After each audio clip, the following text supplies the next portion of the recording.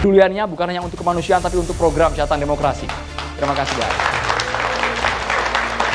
Teman-teman dari Universitas Budi Luhur, suaranya mana? Kalian mengikuti isu geopolitik, perang, Iran-Israel, dan jangan sampai lupa ada saudara-saudara kita yang juga menderita di Gaza. Mengikuti semua teman-teman, viral rasanya di mana-mana, bukan hanya di media mainstream tapi juga di media sosial.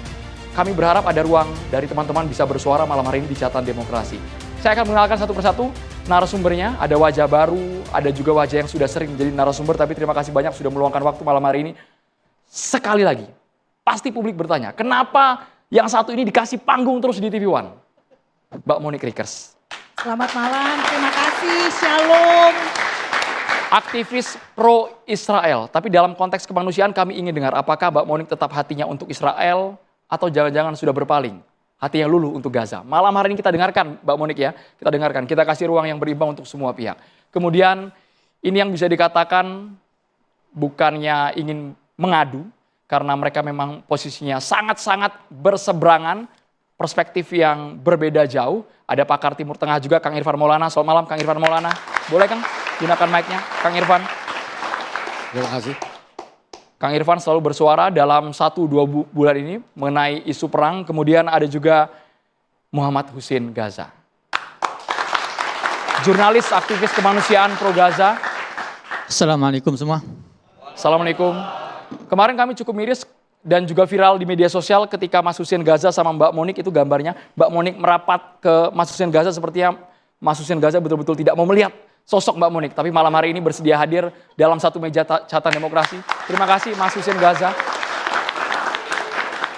Saya tahu persis alasannya apa, karena Mas Hussein Gaza pernah di sana melihat langsung bagaimana tragedi perang itu terjadi. Pasti ada rasa yang begitu sakit yang dia rasakan. Kenapa ada orang Indonesia yang pro Israel? Mungkin itu yang disuarakan oleh Mas Hussein Gaza. Kami juga menghadirkan Ibu Susi Sudarman, pengamat politik luar negeri dari Universitas Indonesia.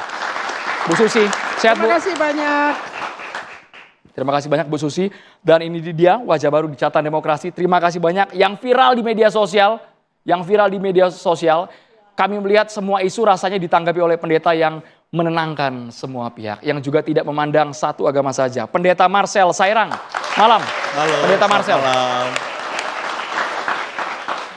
Kami juga menghadirkan dari Kementerian Luar Negeri, ada Kepala Pusat Strategi Kebijakan Kawasan Asia Pasifik dan juga Afrika, Bapak Fat Nabil Ahmad Mulacela. Pak Nabil, Assalamualaikum, langsung dari Surabaya, Jawa Timur. Pak Nabil bergabung.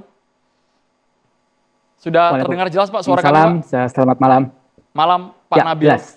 Sebenarnya kami ada mengundang selebritas yang kemarin sempat ingin memberikan bantuan ke Gaza, Wanda Hamidah, tapi kami juga cukup kaget dengan cuitan, postingan Mbak Wanda Hamidah. Saya sebutkan saja postingannya, ia nggak rela katanya, satu meja sama Monique Rickers.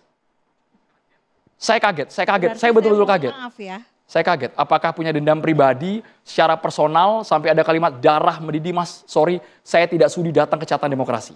Itu kata Mbak Wanda Hamidah. Saya berharap malam hari ini kami tungguin Mbak sampai jam 9:30 malam, siapa tahu Mbak Wanda ingin datang langsung.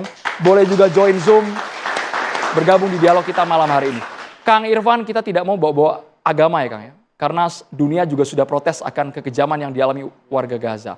Kenapa sampai sekarang Kang Irfan melihat tragedi kemanusiaan ini terus terjadi di tengah gencatan senjata antara Israel dan Iran, tapi bombardir Gaza tak pernah henti, Kang Irfan Maulana?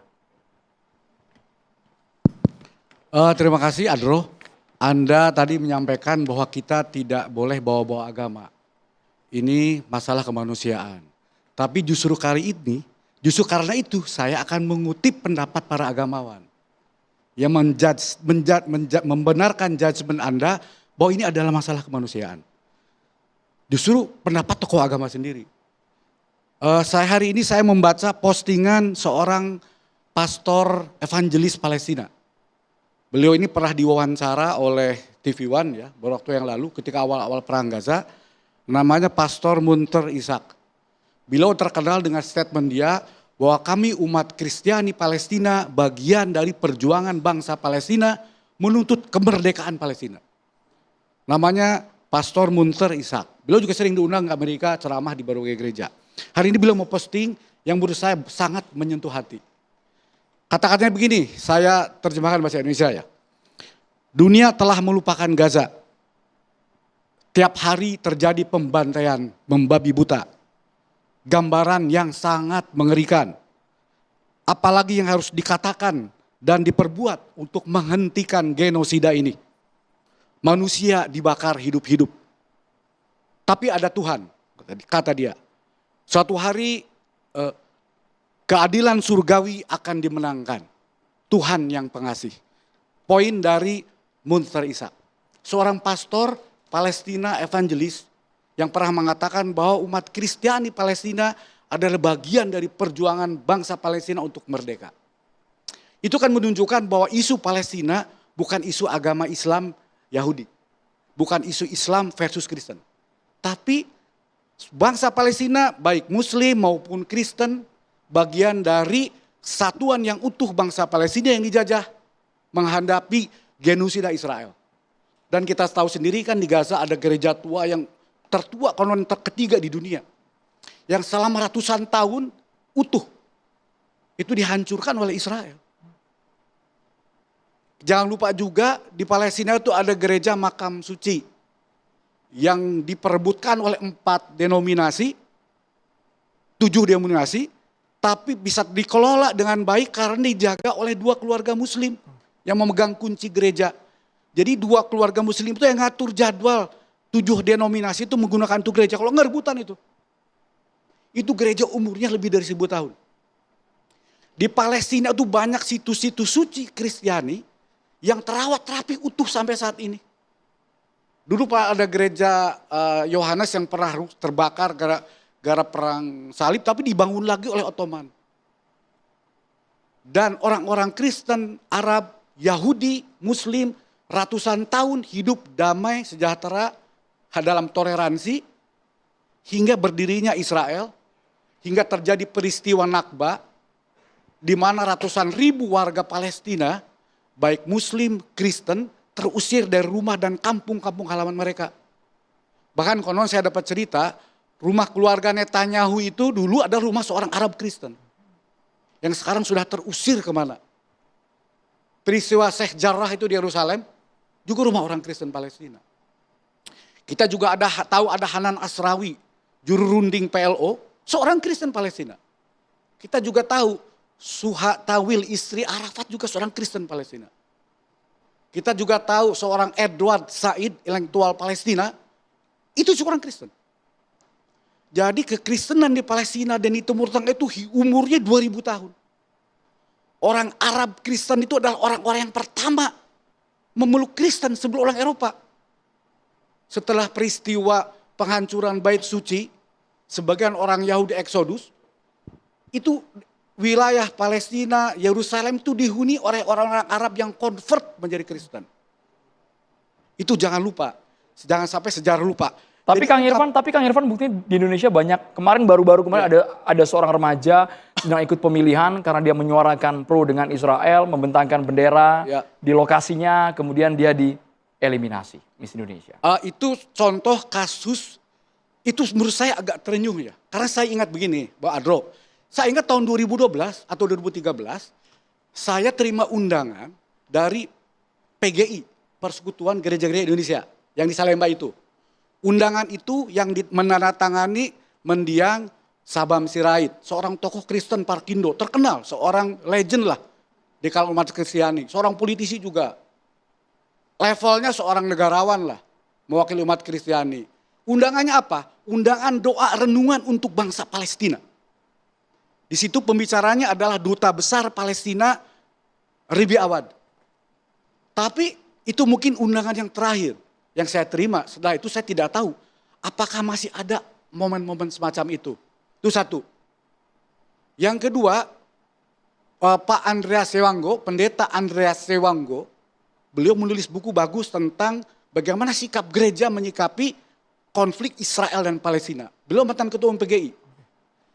Saya baru baca kemarin bulan bukunya. Beliau menegaskan mengapa gereja Kristen menjaga jarak dan tidak bersikap di pihak Israel. Salah satu poinnya adalah kemanusiaan. Murni kemanusiaan bukan agama. Mbak Monik sepakat. Karena dari kemarin kita dialog, kalau Mbak Monik tarik sejarah, sepertinya posisi Mbak Monik jelas Mbak ya. Tetap berada di Israel. Tidak menyalahkan Israel sama sekali. Yang kita tangkap dari kemarin-kemarin dialog dengan Mbak Monik. Oke, terima kasih untuk kesempatannya. Terima kasih untuk kesekian kalinya. Persis. Gitu ya, catatan demokrasi. Ya, jadi Kalau ditanya sikap saya tentu saja saya menolak kekerasan dan terorisme. Kita berbicara tentang Gaza, tapi berbicara tentang kemanusiaan di Gaza. Tapi kemanusiaan itu jangan pilih-pilih. Di Gaza saat ini masih ada 50 sandera, 26 tewas, 24 masih hidup. Sampai hari ini sejak 7 Oktober 2023, 634 hari lebih. Jika kita peduli pada kemanusiaan, apakah pernah di Indonesia menyuarakan untuk membebaskan Sandra? Sandra ini ditawan dalam keadaan tidak diketahui apakah dia sakit, dia lapar, kondisinya di rumah atau di terowongan. Tidak ada yang tahu. Beda dengan tahanan, beda dengan napi teroris. Napi teroris bisa dikunjungi. Gaza, kita sering sekali berbicara tentang kemanusiaan Gaza. Tetapi kemanusiaan di Gaza selalu dibangun atas dasar menolak Israel sebagai sebuah negara atau atas dasar kebencian terhadap Israel. Ketika 7 Oktober serangan teror terjadi pada Israel. Posisi Gaza apakah dijajah oleh Israel? Tidak loh, Bang Andro. Israel sudah keluar dari Gaza pada tahun 2005. Artinya, alasannya apa? Ketika terjadi serangan teror masuk ke Gaza, dari Gaza masuk ke Israel menewaskan 1.200 orang, menyandra 253 orang. Apa alasannya? Ternyata kalau kita lihat di piagam Hamas, Hamas memang tidak menghendaki adanya negara Israel. Saya bacanya gampang dari albalad.co. Nah, penulisnya adalah Faisal Assegaf yang sering menjadi tamu di TV One ini. Dia menyatakan bahwa Hamas tidak mau untuk mengakui adanya negara Israel. Sekarang begini, kalau satu kelompok organisasi tidak mau mengakui entitas Yahudi, orang Yahudi mau tinggal di mana? Padahal secara sejarah kita tahu Israel itu adalah negara yang dilahirkan kembali. Dahulu dia adalah kerajaan Israel. Rajanya siapa? Daud. Salomo. Ketika Raja Salomo berkuasa, Gaza itu termasuk wilayah kerajaan Salomo. Ini jelas sejarahnya. Saya setuju dengan Pak Irfan. Kita bahas sejarah. Nah, sejarahnya seperti itu.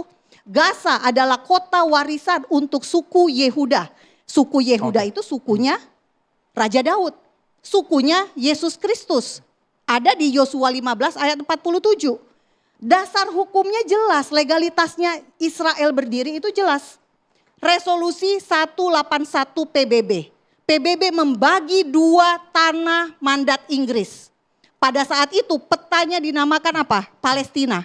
Kenapa namanya Palestina? Karena seorang raja bernama Kaisar Hadrian, Raja Romawi, pada tahun 135 Masehi mengubah nama Yudea menjadi Palestine, Palestinia. Ibu kota Yerusalem diganti menjadi Al-Quds. Menjadi Aelia Capitolina yang sekarang kemudian menjadi Al-Quds. Sejarah jelas. Israel ada. Israel itu bukan negara dongeng, tetapi adalah peradaban yang panjang dengan sejarah yang jelas. Pertanyaan saya, kenapa Gaza selalu bermasalah? Kenapa selalu kita dari tahun 2000, sejak saya diundang ke TV One sejak 2021, urusan ini gak beres-beres? Harusnya kita tarik dong, penyebabnya apa sih? Oke, kalau ditarik ke sejarah rasanya program ini tidak akan pernah habis. Program ini selesai juga sejarah tidak akan pernah selesai. Saya jawab dulu ya soal bicara sejarah. Kalau Anda tadi mempertanyakan nasib 50 sekian tawanan di Gaza, bagaimana dengan nasib 2 juta warga Palestina di Gaza yang hidup dalam penjara raksasa? Saya jawab ya. Bagaimana orang Palestina mau mengakui juga Israel, kalau Israel pun juga tidak pernah mau mengakui Palestina merdeka. Saya jawab boleh? Terus yang berikutnya, bicara lagi sejarah, kalau bicara Israel, apakah orang Israel saat ini, orang Yahudi saat ini, kelanjutan dari kerajaan atau orang Yahudi Israel kuno? Boleh saya jawab? Itu juga Langsung jadi dijawab, persoalan. boleh to the Oke. point saja. Pertanyaannya yang pertama, dari yang belakang ya, apakah Israel dulu dengan Israel sekarang sama? Tentu saja sama. Tanahnya terletak di lokasi yang sangat spesifik. Utaranya Lebanon, dulu juga sama Pak. Tapi memang bukan Lebanon. Tirus, Sidon, itu semuanya kotanya masih ada. Di selatan, Gurun Sinai, masih sama posisinya Pak. Perbatasannya, Laut Mediterania, masih sama juga. Ketika, saya percepat aja nih. Ketika 70, Yesus lahir di masa kerajaan Romawi. Setelah itu, 70 Masehi, Romawi menghancurkan kota Yerusalem. Membuang orang dari, orang Yahudi dari Yerusalem, ada yang diperbudak dibawa ke kota Roma. Dari sana mulai terjadi penyebaran. Setelah itu Romawi menjadi Kristen, masa Bizantium.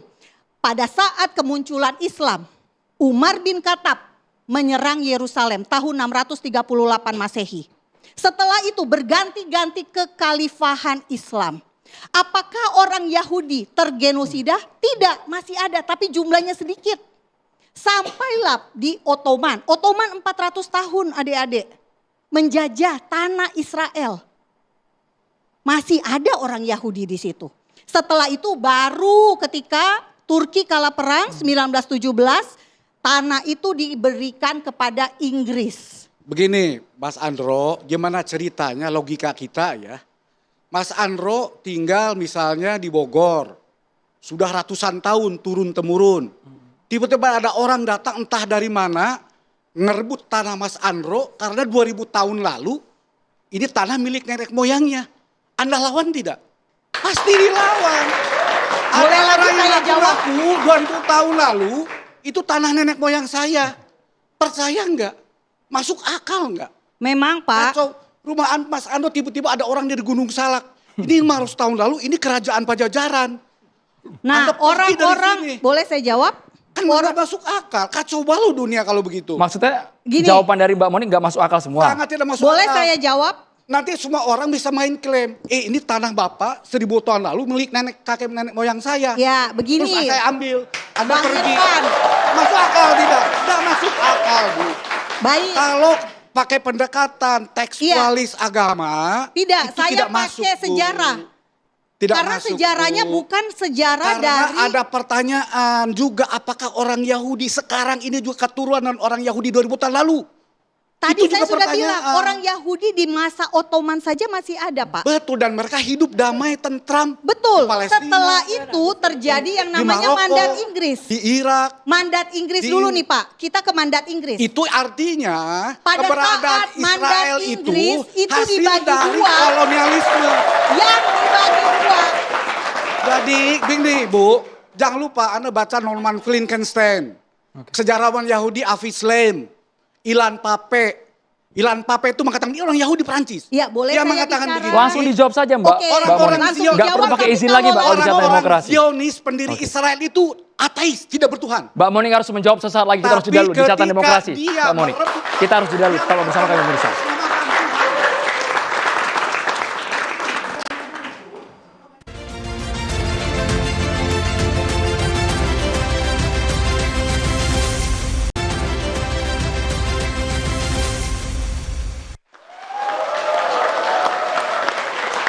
Langsung boleh ke Mbak Moni tanpa basa-basi Mbak. Ya. Ini baru poin history Mbak ya. Belum poin soal Ya, tadi saya perbandingan tawanan. Begini, mempersingkat sejarah panjang Israel karena kalau memang diomongin memang panjang banget. Kita mulai dari British Mandat aja. Mandat Inggris tahun 1947 itu Inggris menyerahkan kepada PBB sehingga tanah itu dibagi dua menjadi Arab Palestina, Yahudi Palestina. Orang Arab Palestinanya itu menolak. 33 negara setuju tanah itu dibagi dua. 33 negara, 13 negara menolak, 10 abstain. Jadilah akhirnya Israel yang menerima dan memerdekakan diri, lahir kembali. Jadi salahnya di mana?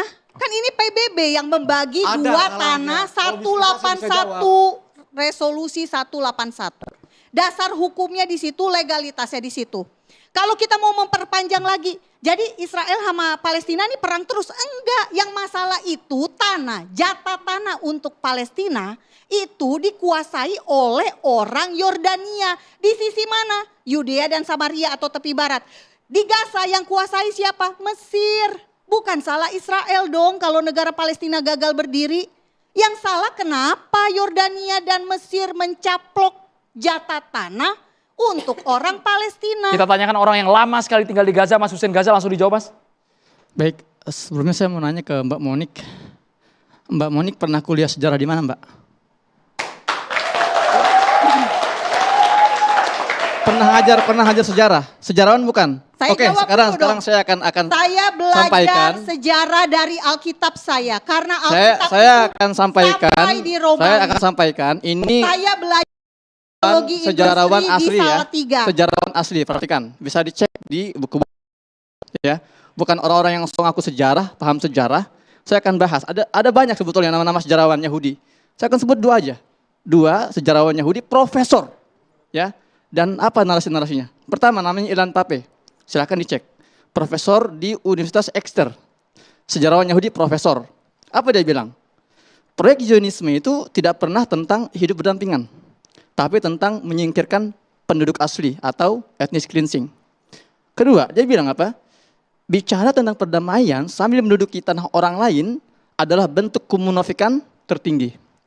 Yang kedua, sejarawan beneran, bukan sejarawan karbitan, perhatikan ya. Shlomo Sen, silakan kalian cek di Google, Shlomo Sen namanya. Dia juga sejarawan Israel, profesor di Tel Aviv University. Apa dia bilang? Secara historis, tidak ada yang namanya bangsa Yahudi. Itu mitos Zionis. Bukan kata saya ya, kata siapa? Sejarawan Yahudi, profesor. Kemudian, masih kata Shlomo Sen. Dia bilang apa? Zionisme modern menciptakan asal-usul mitologis untuk membenarkan perampasan tanah Palestina. Kata siapa? Sejarawan asli original. Tepuk tangan dulu buat Mbak Monik. Baik, sekarang saya mau sedikit membahas. Kenapa ada segelintir minoritas yang tertanam di dalamnya doktrin pro-Israel. Ini bukan hanya ada di Indonesia.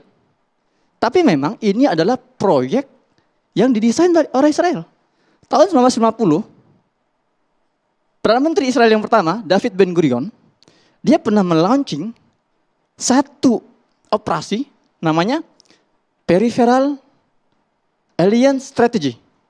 Strategik diplomasi pinggiran. Artinya apa? Dia menggunakan narasi-narasi minoritas untuk menarik simpati. Semua hal itu. Proyek desain Israel. Iya, jadi proyek diplomasi pinggiran, namanya Peripheral Alliance Strategy. Maksudnya apa? Karena dia tahu dia ini perlu simpati masyarakat dunia, tapi dia nggak punya narasi yang bisa dibenarkan. Karena dia pun oleh orang Yahudi yang paham pun itu disalahkan karena memang salah. Akhirnya dia mencari simpati dari kaum minoritas. Contoh misalnya di Suriah dan di Irak, dia memasukkan proyek ini ke kaum Druze dan Kurdi atas nama minoritas. Kemudian di Libanon dia menyebut kelompoknya namanya Maronit Kristen. Nah, termasuk di Indonesia, mohon maaf ya, teman-teman saya kaum Nasrani. Tapi ini memang tertulis dalam buku-buku diplomasi ini. Di Indonesia juga mereka menggunakan proyek itu untuk mendoktrin teman-teman kita, saudara kita yang ada di timur. Itulah kenapa di timur tuh banyak benda-benda Zionis.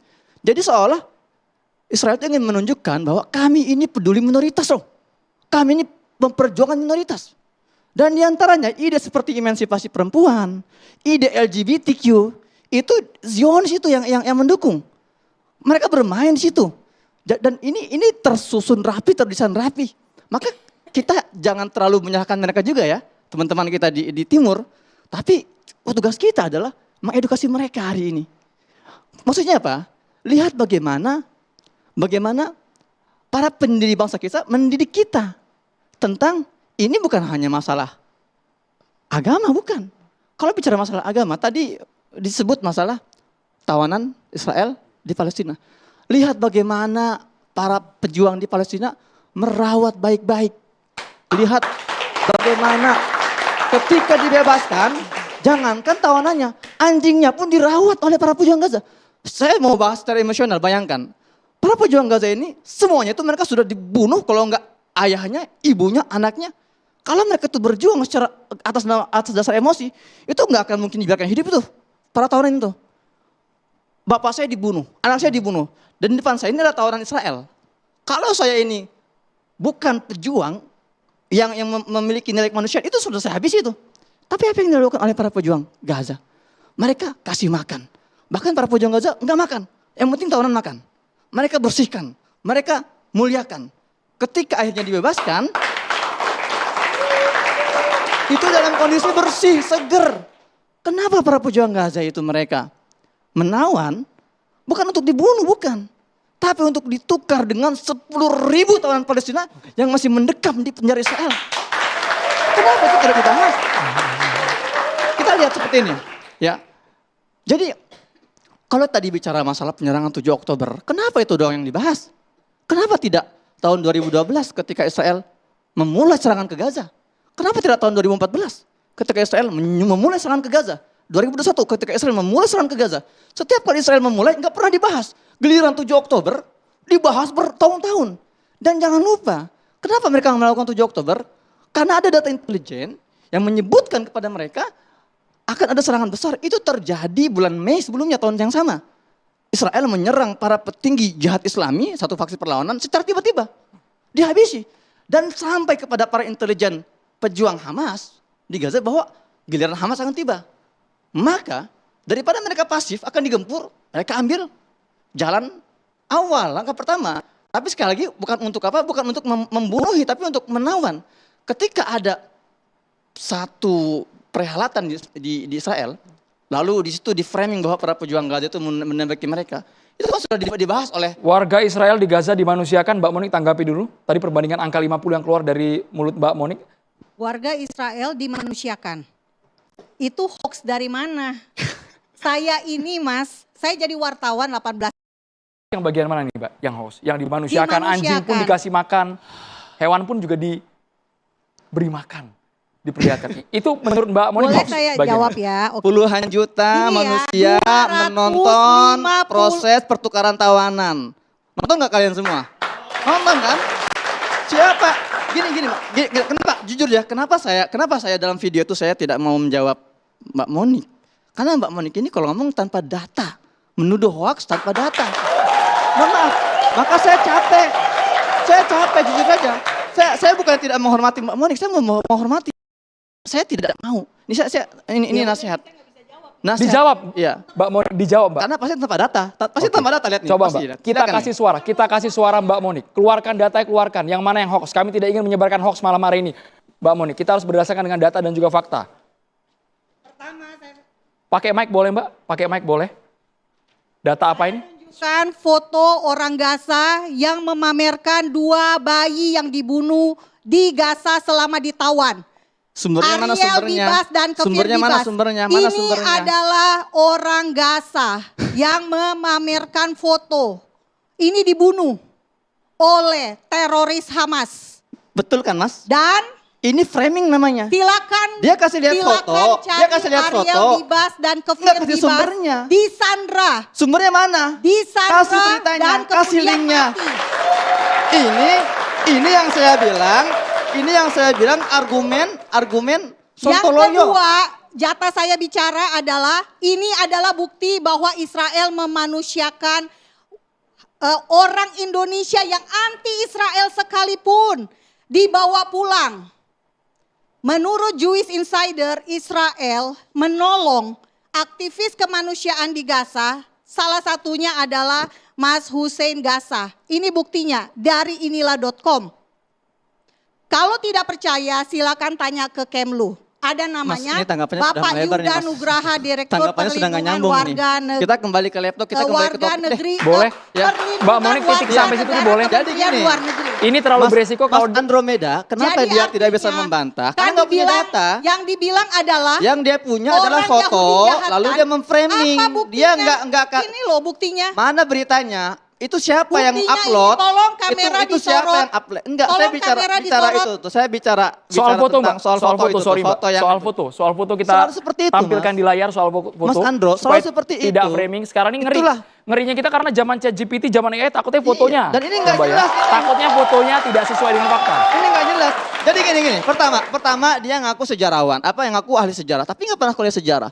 Ngaku jurnalis. Jangan Pernah nggak kuliah berdusta. Saya tidak jurnalistik? pernah ngaku ahli sejarah. Iya, artinya Saya kan dari tidak tadi kan pernah datang ke sini ngomong-ngomongin sebagai ahli sejarah, sejarah atas loh. nama sejarah. Saya datang ke sini sebagai aktivis pro Israel dan yang saya bicarakan Nah. sejarah itu ada di catatan Berarti PBB. Ilan ada di Pape, sejarah dunia. profesor sejarawan ini keliru berarti. Profesor sejarawan ini keliru, Yahudi Anda keliru. hanya kasih dua Shlomo rujukan Sri- sejarawan. Mau saya tambah lagi? Enggak ada Sekarang waktunya saya lah. tanya begini. Oke, sekarang saya Iya. tanya. Jadi gini, baik, udah. Sekarang saya tanya. Saya Raja Israel, Raja Daud.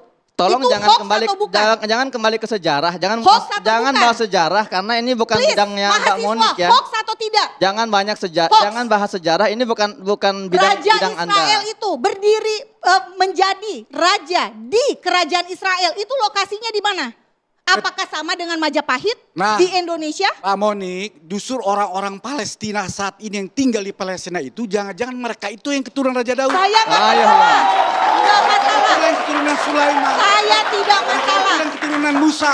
Saya tidak Bukan masalah. Benyamin Netanyahu. Saya tidak Bukan masalah. Bukan si Ben Gvir. Saya Smotrich tidak itu. mempermasalahkan siapa yang menjadi Gimana penduduk ceritanya Israel. orang-orang Karena ngaku keturunan Israel Israel, punya 2 juta orang Timur Tengah, warga keturunan Ibrahim, Arab Palestina. Matanya biru, rambutnya 2 pirang. juta warga. Masuk akal sudah. Pak, Kalau Pak dia Irfan. asli orang Timur Tengah, kenapa matanya Bapak biru, rambut pernah dengar pirang? Yahudi Askenazi? Pernah Nah. dengar Yahudi Misrahi? Pernah dengar Saya Yahudi tahu Sephardi? Misrahi, Pernah dengar Separdi, Bnei Manase? Askenazi. Pak Irfan, Pernah dengar Pak Irfan Ema sebaiknya Israel? jangan disebut Askenazi. jangan Pernah ditanggapin Karena Pak. mereka bukan orang Timur Tengah. Yahudi Kaifet? Mereka keturunan Gomer, anak Yafet. Dengarkan, Yafet punya anak Gomer. Yafet Gomer ada di punya mana? anak Ada di Askenaz. Alkitab. Askenaz Yafet ada itu di Alkitab. Nenek moyangnya Netanyahu dan kawan-kawan bukan keturunan Sam, bukan keturunan Abraham, bukan keturunan Ishak, bukan keturunan Yakub. Kasih Yang jelas begini, kalau semua orang merasa orang Yahudi, warga Israel saat ini bukan orang Yahudi asli, bukan orang bangsa Israel asli, maka pada saat Ottoman berkuasa, itu siapa yang menjadi Yahudi di dalam kerajaan Ottoman selama 400 tahun? Mbak Monik, yang kameran, Mbak Monik betul-betul pasang badan untuk Israel. Rasa Israel tidak boleh kita kritisi, tidak boleh kita salahkan. Tidak, silakan kritik. Saya Kita mau bukan- mengkritisi ruang itu ada, tapi kata Mbak Monik itu adalah hoax. Sesaat lagi ditanggapi. Oke. Kita harus jeda di catatan demokrasi nomor 2.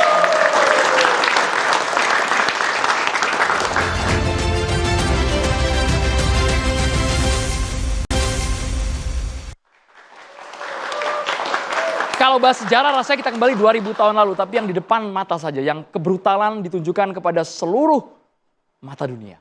Jutaan manusia sudah terluka sampai saat ini. Bu Susi, intervensi Bu soal klaim sejarah antara Irfan dan juga Monik tadi Bu. Oke, ini cerita biblical, cerita Bible, oke, yang dipertarungkan. Padahal sebetulnya latar belakang semua konflik adalah interest defined as power. Jadi kepentingan itu mendefinisikan kekuasaan. Siapa yang bermain? Kalau kita ingat, Inggris imperialis utama ya. Kalau dia bagi-bagi negara itu seenak jidat, akhirnya kan bom waktu biasanya. Terjadi di Afrika, terjadi di Brunei, terjadi di Palestina juga. Jadi kalau Anda faham, jangan memfokuskan diri kepada cerita-cerita biblical, tapi sebetulnya cerita tentang perebutan kekuasaan, imperialism, konflik yang mengadu domba dan akhirnya menjadi begini. Kenapa narasi-narasi Zionis itu menjadi narasi yang berkumandang di universitas? Karena saya juga tahu ya, multiculturalism itu juga gagasan tentang pemujaan terhadap minoritas. Ya, multiculturalism itu bikin bingung Amerika Serikat sekarang ini, bikin kacau negara tersebut ya.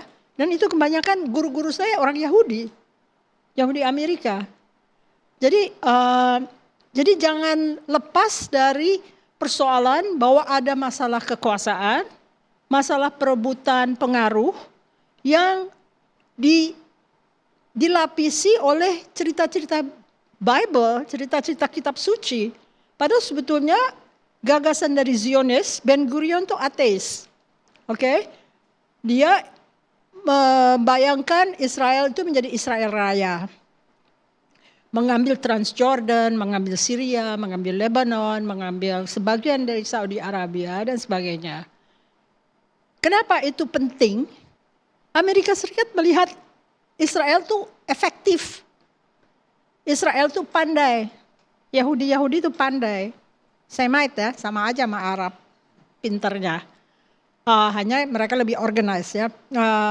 Jadi Amerika ingin menunggangi kelompok Zionis ini untuk menguasai Timur Tengah. Karena dia nggak mau pusing. Ngapain melihat orang Arab saling berantem satu sama lain? Lebih baik disubkontrakan kepada Yahudi untuk bisa menguasai seluruhnya. Jadi Anda jangan sibuk emosional tentang agama.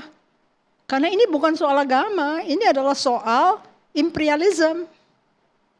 Kenapa kita nggak bisa bergerak?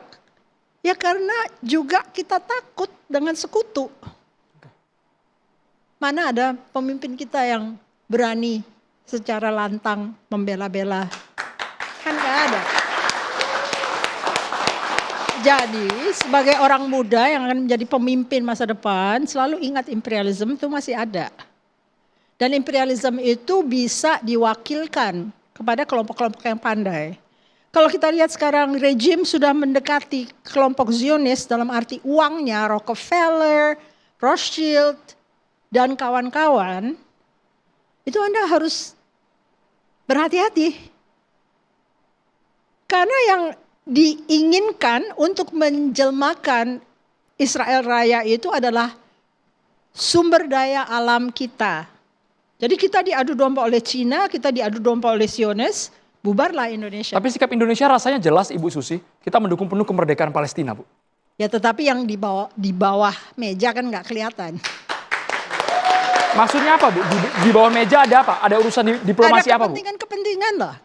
Kepentingan kita tahu pertarungan antara kelompok Bakri dengan Rothschild. Sekarang Rothschild dirangkul oleh Hashim dan sebagainya. Ini satu tanda bahaya karena kalian itu, mohon maaf ya, saya dari UI ya.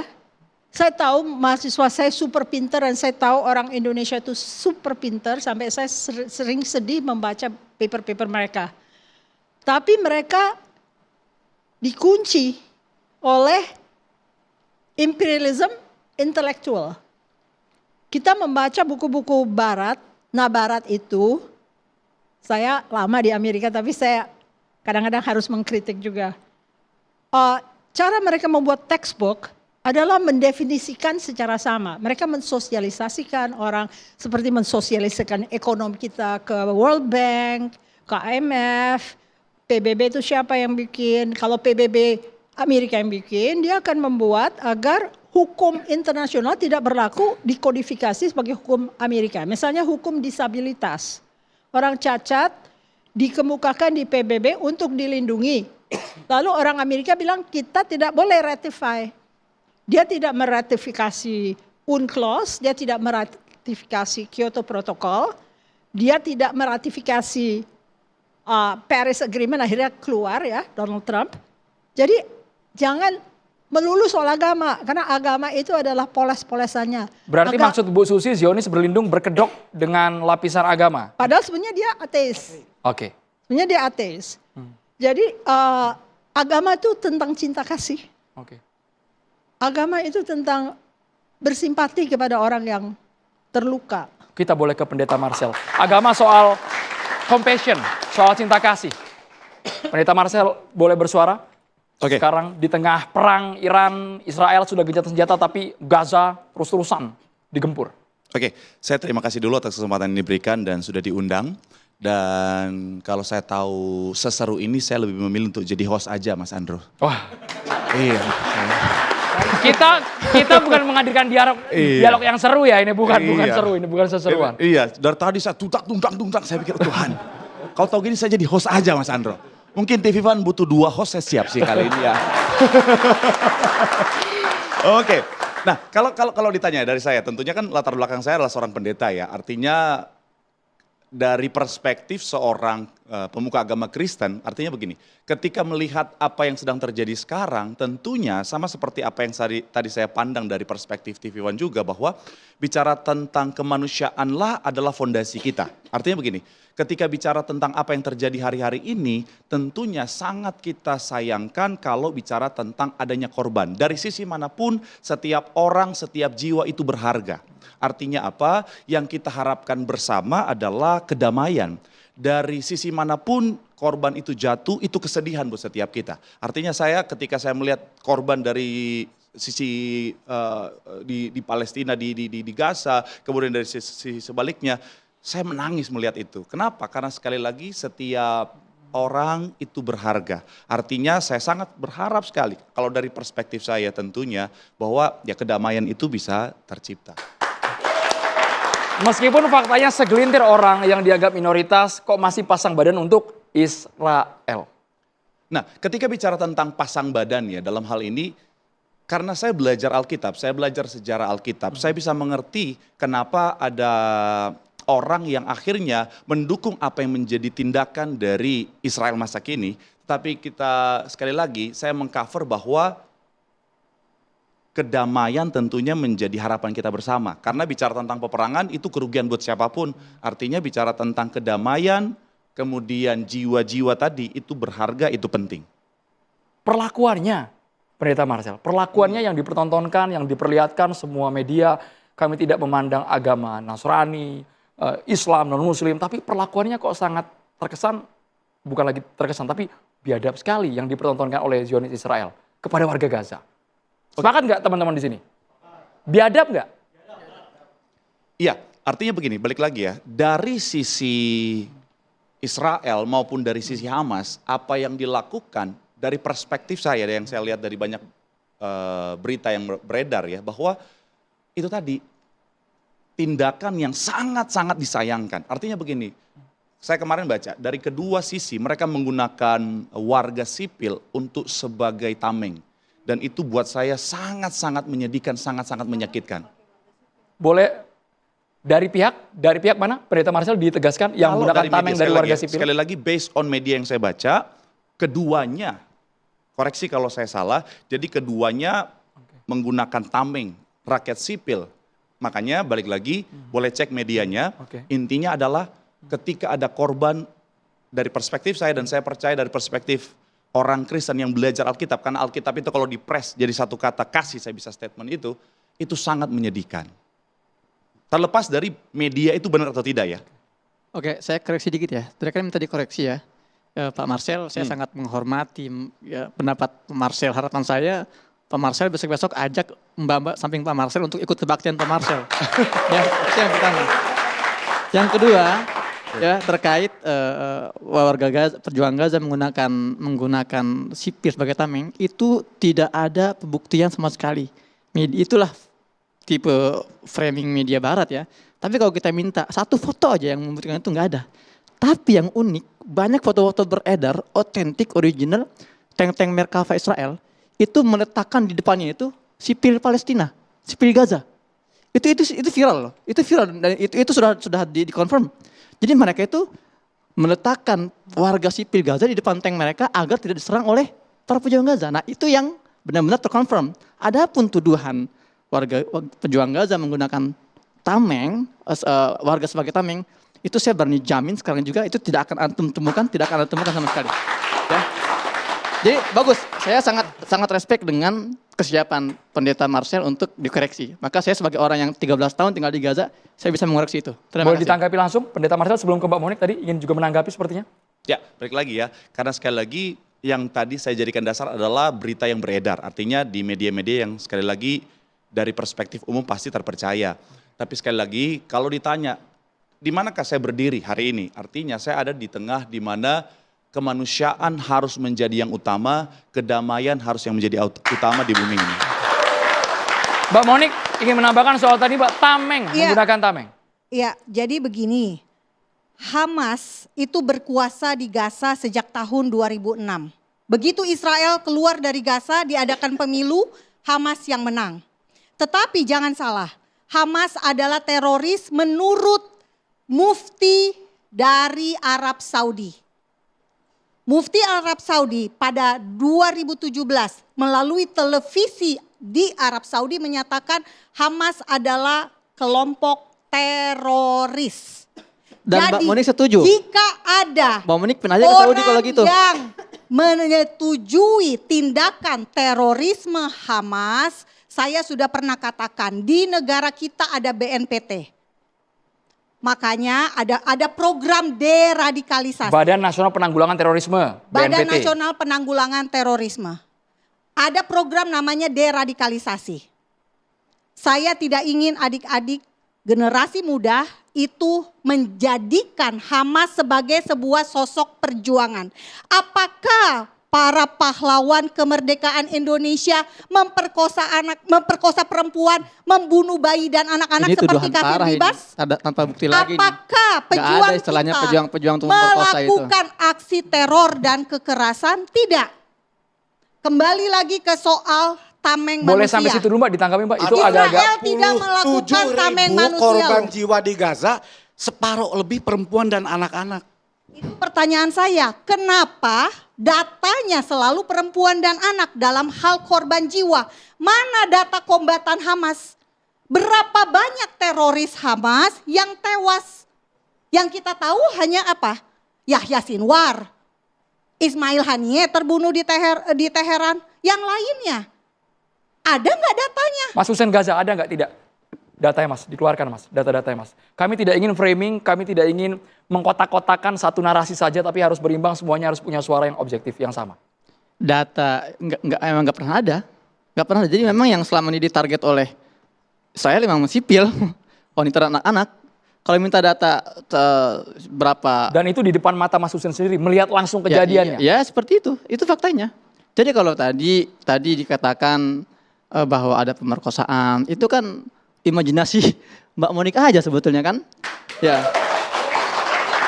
Dan lucu gini. itu dilaporkan Sejak kapan UN Women Mbak Monik ini ngecek menjadi korban pemerkosaan sejak pada kapan 7 Oktober Mbak Monik Bergantian ini- boleh, 2023. Mbak Monik Sejak bergantian kapan? supaya nggak Jadi terpotong-potong. ngapain jauh-jauh ngambil fatwa dari Mufti Arab Saudi? Kenapa nggak ngambil fatwa dari Indonesia? Apakah Mbak Monik ini seorang muslimah asal Saudi kah? Sampai harus mengambil fatwa sana kan? Ya, dan Mbak Monik ini dikit-dikit Hamas teroris. Dasarnya apa? Fatwa dari Saudi, fatwa dari Amerika. Kenapa? Apakah Mbak Monik ini tidak mengakui Indonesia, pemerintah Indonesia? Oke. Indonesia tidak pernah Pemerintah Indonesia hanya memvonis, berhubungan tidak dengan pernah Fatah. memberikan label Pemerintah terorisme. Indonesia tidak bersedia bertemu dengan Hamas. Ketika Hamas mau datang ke Indonesia, ketemu Presiden Jokowi ditolak. Rasanya Tahun yang lebih pas komentar ini 2021. pemerintah ya? Mbak Monik Ya, rasanya yang lebih pas silakan. komentar ini Kementerian Luar Negeri Satu Pak. hal, Bang Andro, kenapa saya merujuknya ke fatwa ulama dari Arab Saudi?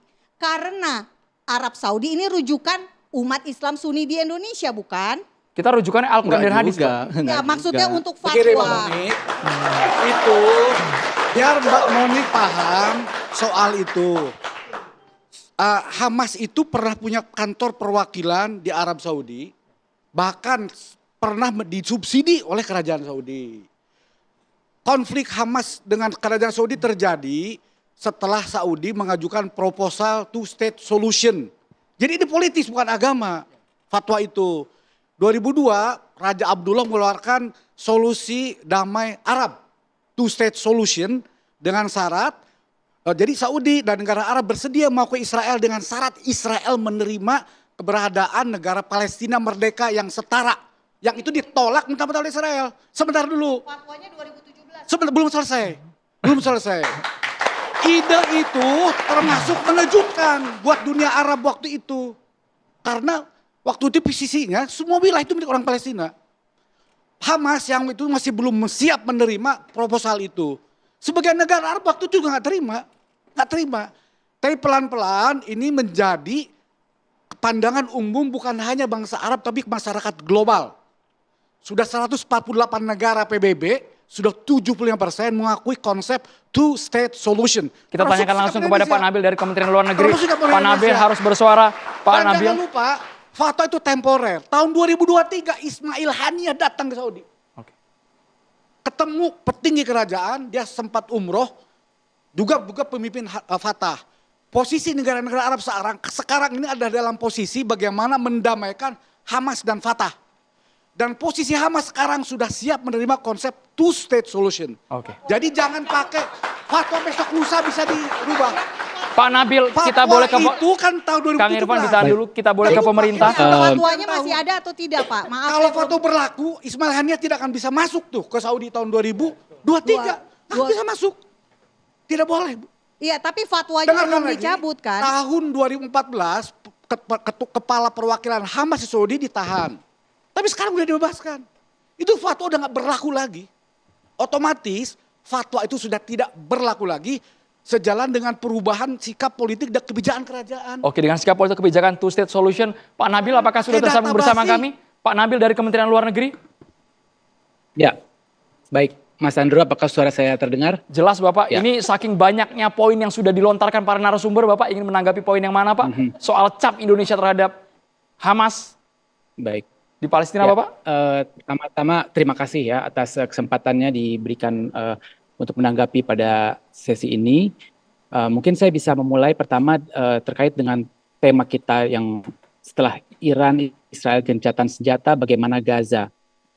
Mungkin sejak awal terjadinya perang di Gaza ini, Indonesia posisinya selalu konsisten, yaitu kita menginginkan adanya segera gencatan senjata yang permanen. Kita perlu fokus bahwa tadi sudah dibahas juga isu yang utama yang menjadi perhatian kita di sini adalah tentu pertama yang paling utama adalah isu kemanusiaan, dan yang kedua kita bicara tentang kemerdekaan Palestina. Apabila kita akan membahas tentang dukungan perjuangan kita bagi perjuangan Palestina, tentu kita tidak akan terbawa dengan perlunya memilah-milah, memecah belah pihak Palestina sendiri. Kita memberikan dukungan bagi Palestina untuk bisa merdeka sesuai dengan kerangka-kerangka yang sudah ditetapkan internasional, dan hingga saat ini posisi pemerintah tetap sama, bahwa kita terus mengupayakan adanya pengakuan bagi Palestina dan two-state solution sebagai basis dari perjuangan ini. Kemudian tadi yang terakhir juga mengenai gencatan senjata, itu adalah yang saat ini ada di depan mata. Mungkin kita bisa fokus pada upaya ini, karena dengan adanya gencatan senjata, bantuan mungkin bisa mengalir dan proses politik bisa berlangsung. Tadi sangat menarik juga apa yang disampaikan oleh Mbak Susi ya mengenai bagaimana kita memframe satu konflik ini dari sudut pandang mana. Apakah ini adalah isu agama atau isu bukan agama? Jelas kalau kita melihat tadi juga disebut mengenai pengakuan kelompok Hamas sebagai kelompok teroris, tapi juga dianggap ini diakui. Kita lihat di banyak kasus pengakuan ini sering berubah tergantung dengan tujuannya, kepentingannya.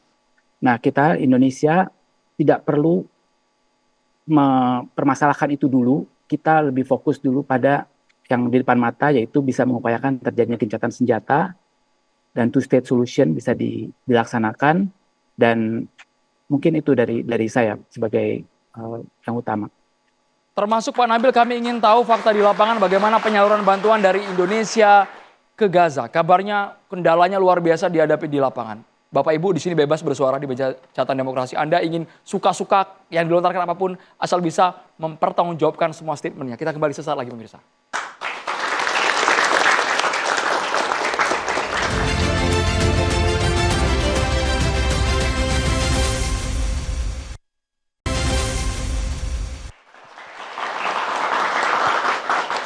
Kita langsung ke Pak Nabil. Pak Nabil, kami ingin tahu Pak, penyaluran bantuan dari Indonesia ke Gaza, apakah betul fakta di lapangan betul-betul banyak kendala yang dihadapi Pak? Baik, terima kasih. Memang kalau kita lihat penyaluran bantuan ke Gaza ini memang masih banyak kendalanya. Tapi satu hal yang kita lakukan Indonesia, terutama bahwa pemerintah Kemlu juga bekerja sama dengan berbagai LSM, melakukan penggalangan untuk melakukan bantuan, mengirimkan bantuan ke Gaza. Dan ini juga difasilitasi juga oleh KBRI kita di Kairo. Dan waktu itu Bapak Wakil Menlu juga Pak Anies Mata ikut menyelenggarakan pertemuan dengan berbagai LSM untuk memberikan dukungan bersama ini bagi Palestina. Nah, memang kendala untuk penyaluran ini masih berada di lapangan. Tapi kalau kita lihat dalam konteks yang lebih besar, sebetulnya dukungan kita bagi Palestina ini lebih dari penyaluran bantuan yang ada di lapangan saja. Kita lihat di forum-forum internasional banyak sekali deklarasi yang kita suarakan, baik itu di KAA dan Indonesia juga menjadi tuan rumah International Conference on the Question of Jerusalem di Jakarta, kemudian KTT luar biasa OKI, dan juga partisipasi kita di berbagai forum, baik itu bilateral, regional, multilateral, intinya langkah-langkah diplomatik dan legal ditempuh oleh kita untuk memberikan dukungan yang diperlukan oleh Palestina dari berbagai arah untuk perjuangan mereka. Kita juga berusaha agar bisa menghidupkan kembali proses damai sebetulnya. Ini juga yang sangat diperlukan dengan berbagai negara-negara mitra. Sehingga kalau kita lihat selama ini, ya mungkin itu ya yang bisa. Baik, terima kasih Pak Nabil dari Kementerian Luar Negeri. Meskipun kami kemarin kaget sekali ada kegilaan yang dilakukan oleh Amerika Serikat, mereka mengirim bantuan tapi dicampur narkoba, dikirimkan ke warga Gaza. Itu fakta, itu bukan hoax sama sekali.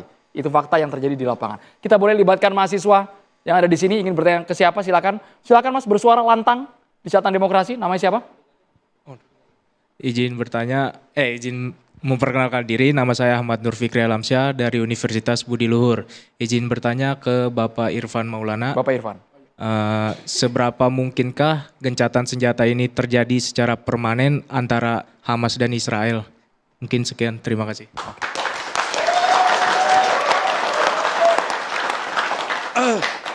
Saya langsung jawab. Langsung dijawab. Selama yang berkuasa masih rezim sayap kanan Zionis Mesianik Netanyahu, gencatan senjata ini absurd menurut saya. Karena ada dua hal. Satu, masalah ideologi. Buat orang-orang Zionis Mesianik, Israel Raya itu adalah nubuatan akhir zaman, kebangkitan kembali kerajaan Israel kuno, dengan menyambut kedatangan Mesayahnya mereka untuk dibangun lagi bait suci. Itu murni ideologi Zionis politik, bukan Yudaism religius ya. Karena orang-orang Zionis Yahudi religius, ortodok, mereka tidak begitu. Buat mereka keberadaan orang-orang Yahudi diaspora itu adalah kehendak Tuhan. Itu doktrinnya orang-orang Yudaism anti-Zionis. Itu berada di Inggris, ada di Amerika, di mana-mana. Mereka keras menolak Israel.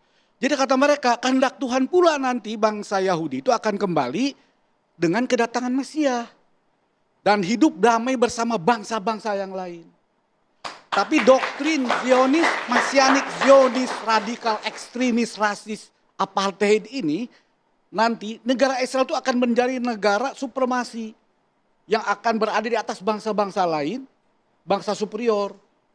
Karena itu kan Israel disebut negara apartheid sekarang. Itu sebab kenapa Afrika Selatan yang pernah mengalami penderitaan berat mengalami apartheid, melihat penderitaan bangsa Palestina itu seperti melihat dirinya. Itu sikap South Africa, bukan Muslim loh, mereka bukan Arab, mayoritas orang Kristen loh, jangan lupa, orang Anglikan. Desmond Tutu ininya kan tokohnya, itu orang Afrika Selatan paling keras menolak Israel. Kenapa? Karena pernah mengalami masa penindasan era apartheid. Dan yang sekarang berlaku di Israel itu adalah apartheid. Kita juga lihat intelektual Yahudi anti-Zionis seperti Norman Finkelstein, Ilan Pape, Avi Slaim dan lain-lain. Dia mengatakan, Norman Finkelstein itu mengatakan, saya itu keluarga saya sebagian besar mati di kamp konsentrasi Nazi. Itu Norman Finkelstein, orang Yahudi intelektual Amerika. Dia katakan yang dilakukan Israel sekarang seperti yang dilakukan oleh Nazi dulu pada orang Yahudi. Nah sekarang Israel melakukan yang sama kepada orang Palestina. Seperti yang dilakukan oleh Nazi dulu. Keras itu. Itu sebabnya ini bukan persoalan agama tertentu. Karena kita lihat di orang Yahudi juga keras penolakan itu. Perilaku Zionis saat ini seperti Nazi Jadi saya tempo dulu. selama Netanyahu dan rezim ini berkuasa. Itu. Yang kedua, kepentingan pribadi Netanyahu. Ini yang mengatakan Bill Clinton. Bill Clinton bilang Netanyahu menyeret eskalasi Amerika dalam perang dengan Iran itu karena untuk kepentingan dirinya. Biar dia tetap berkuasa, biar dia tidak diadili. Kita boleh bergeser dulu. Mbak Monik, gencatan senjata Hamas Israel versi Kang Ifar, absurd, angan-angan belaka. Israel dan pihak Palestina sudah pernah berjabat tangan dan mendapatkan Nobel Perdamaian pada tahun 1994. Waktu itu Yasser Arafat dengan Yitzhak Rabin dan Oke, kalau lupa di skip saja, Mbak. Oke, saya skip ya. Si Rabin sampai dibunuh oleh orang yang tidak ingin ada perdamaian. Tetapi Israel mau berdamai. Yang membunuh orang Yahudi. Yang membunuh orang Yahudi, biar teroris bukan yang bunuh. Teroris karena dia di penjara. Itulah ketegasan hukum di Israel. Teroris masuk penjara, nggak ada yang dibelai-belai, nggak ada yang dielus-elus. Nah, Israel kasih tanah. Setelah berjabat tangan itu, kasih tanah Yudea dan Samaria yang tadinya dikuasai oleh Yordania diberikan kepada otoritas Palestina. Sehingga sekarang peta tepi barat itu menjadi 3 bagian, A dan B untuk Palestina. Bukan ngasih tanah, C, mengembalikan tanah. Sejak kapan Pak dimiliki? Yudea dan Samaria itu sejak dahulu adalah wilayah Israel. Kita balik lagi kerajaan Israel. Gitu ya, kita belajar sejarahnya. Jadi begini, ini bukan soal agama, ini bukan soal sejarah. Jadi soal apa? Ini soal kebenaran. Kebenaran bisa disalahkan tahun ini, tetapi kebenaran pasti tidak akan terkalahkan. Israel punya kebenaran itu. Karena apa? Sejarah ada, di kitab sucinya ada. Kalau saya tidak percaya dengan kerajaan Israel, artinya buat apa saya jadi orang Kristen? Saya buang aja Alkitab saya. Besok gereja pada kosong. Karena perjanjian lama dibuang. Perjanjian lama, Alkitab perjanjian lama itu kitab sucinya orang Yahudi. Nah, soal Sionisme. Sion adalah kata dari Yerusalem. Kata lain dari Yerusalem. Sionisme adalah gerakan politik untuk kembali ke Yerusalem. Orang-orang Yahudi diaspora. Tadi saya sudah ngomong 70 Masehi. Romawi menyebarkan orang Yahudi dibawa ke Roma dari Yerusalem. Itulah mereka yang ada di Eropa, ada di mana-mana itu kembali pulang, kembali ke Yerusalem. Tahun 1897. Indonesia kebangkitan nasional kita kapan? Kebangkitan nasional kita kapan? 1908. Nggak ada beda loh. 1897 kebangkitan nasionalisme orang Yahudi. Jadi Anda sampai detik ini masih menganggap Israel benar. Zionisme. Based on history-nya. Ini ada satu juga hoax. Hoax lagi, jangan hoax-hoax terus Mbak. Gini, ada satu hoax karena dikatakan membentuk Israel Raya. Tidak. Israel tidak ingin menjadikan Israel Raya. Karena apa? Buktinya Israel kasih tanah. Tadi saya katakan Yudea dan Samaria jadi area A dan B untuk Palestina. Mas Gaza, jadi area Mas Husin Gaza komentar boleh. David Ben Gurion, Perdana Menteri Israel yang pertama, pernah ditanya oleh wartawan dalam satu sesi wawancara, ketika wartawan ini aneh melihat perbatasan Israel yang terus meluas, membesar, ekspansi. Ini mana ujungnya? Ditanya oleh wartawan. Apa jawaban David Ben Gurion? As far as our soldier can reach. Tanah Israel itu adalah sejauh yang bisa dijangkau oleh tentara kami. Jadi kalau tentara mereka itu bisa menjangkau Yordan, Suria, Mesir, bahkan Saudi Arabia, ya, maka kita mau lebih percaya perkataan Perdana Menteri Israel atau Mbak Monik kira-kira ini? Jadi Pakai mic boleh. kontradiktif sekali. Buktinya aja apakah Tadi sejarawan Israel pernah karena- menjajah Yordania? Lah, Enggak loh. Dataran tinggi Golan punya Tahun siapa itu? Punya Suria. 1948, Kemudian Israel justru saya diserang kasih oleh tahu, Suria. saya kasih tahu kenapa Tahun Israel 1967 sampai sekarang, diserang kenapa lagi Israel sampai oleh sekarang 5 negara Arab. belum bisa Yordania, ekspansi Irak, lebih Mesir, luas Suria, karena hari Lebanon. ini Israel ini terbentur satu batu yang sangat kokoh yang bernama Gaza. Itu adalah satu-satunya alasan kenapa Israel belum ekspansif keluar. Itulah kenapa Gaza lagi Mas yang diserang. Hussein, Gaza Tahun dikasih 2012 oleh Israel tahun digempur, 2005. 2014 digempur. Jadi itulah kenapa alasan Israel menyerang Gaza. Maka dari itu ini, kalau kita mau bicara sejarah, saya selalu menggunakan data dan fakta nama-nama para sejarawan. Kenapa ada Israel di Palestina? Ini akar permasalahannya sebetulnya ya. Dan ini banyak kita keliru memahami bahwa ini adalah konflik antara dua negara, konflik politik, perbatasan. Bukan. Kalau kita masih memahami bahwa konflik Palestina Israel ini konflik perbatasan atau dua negara, selamanya kita akan gagal memahami output dan solusinya. Saya jelaskan menggunakan istilahnya Profesor Dr. Abdul Fattah Uwaisi, ini profesor di bidang hubungan internasional di Essex University. Dia mengatakan apa? Israel is not a state. Israel is Western strategic Western colonial project. Dia bilang Israel ini bukan sebuah negara. Oke. Israel ini adalah proyek penjajahan kolonial Barat. Itulah kenapa ketika Gaza melawan Israel, yang panik Amerika, Inggris, Prancis, Jerman. Kenapa? Karena bagi mereka, bagi Eropa, bagi Barat, Israel ini bukan hanya sebatas negara. Ini adalah benteng terakhir pertahanan mereka. Bu Susi. Dan satu lagi Bu, mohon maaf Bu ya. Ini sama dengan statement para petinggi Barat itu selalu konsisten loh. Contohnya, Jose Maria Aznar 2010, Perdana Menteri Spanyol, dia mengatakan secara terbuka, support Israel because if Israel goes down, we all go down. Dukung Israel. Karena kalau Israel ini collapse, runtuh, maka kita Barat juga akan runtuh. Jadi ini bukan hanya antara dua negara, tapi ini perang peradaban. Oke, jadi kalau kita melihat proyek-proyek ini sebetulnya ada di dalam bidang hubungan internasional ya, nggak tahu ada mahasiswa hubungan internasional apa tidak. Mengenai cycle of power. Cycle of power itu ada negara naik, ada negara turun. Rising state dan declining state. Itu ada inflection point dari rising state dan declining state. Itu yang akan menyebabkan peperangan. Dan mereka mempertahankan agar semua dihitung secara structural realism. Artinya kalau ada negara yang naik, ya diabsorb. Dijadikan anggota Security Council, misalnya Cina ditarik gitu ya. Taiwan didepak ya, cara-cara mereka lah. Kalau ada declining state seperti Amerika, cepat-cepat dilindungi.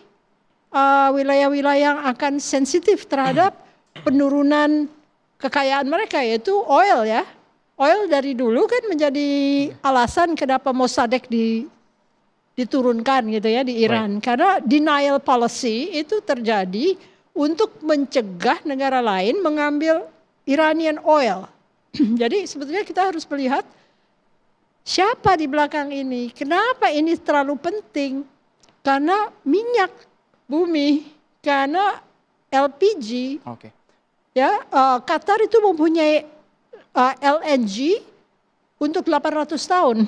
Jadi kalau misalnya mereka tidak dijaga persekutuannya dengan Amerika Serikat, mungkin akan menyebabkan agak kekurangan gitu ya. Baik, kita harus melihat secara komprehensif ya, Bu Ya, Susi. ya, Pendeta jadi- Marcel, singkat saja boleh. As a conclusion juga boleh. Singkat saja boleh.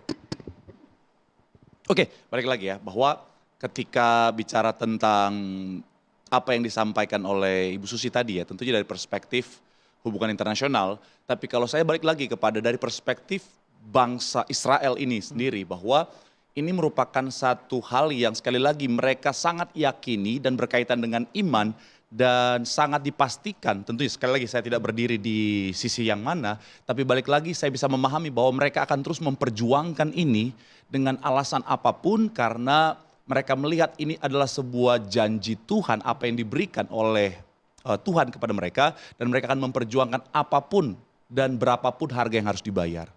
Kita kembali sesaat lagi tetaplah di Catatan Demokrasi pemirsa.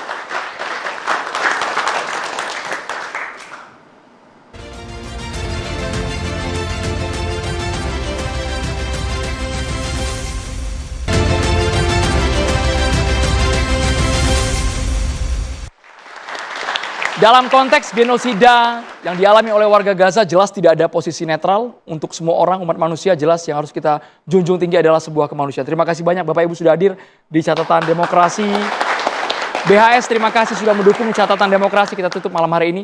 Budi Luhur mana suaranya? Saya Andromeda Mercury, selamat malam, sampai jumpa.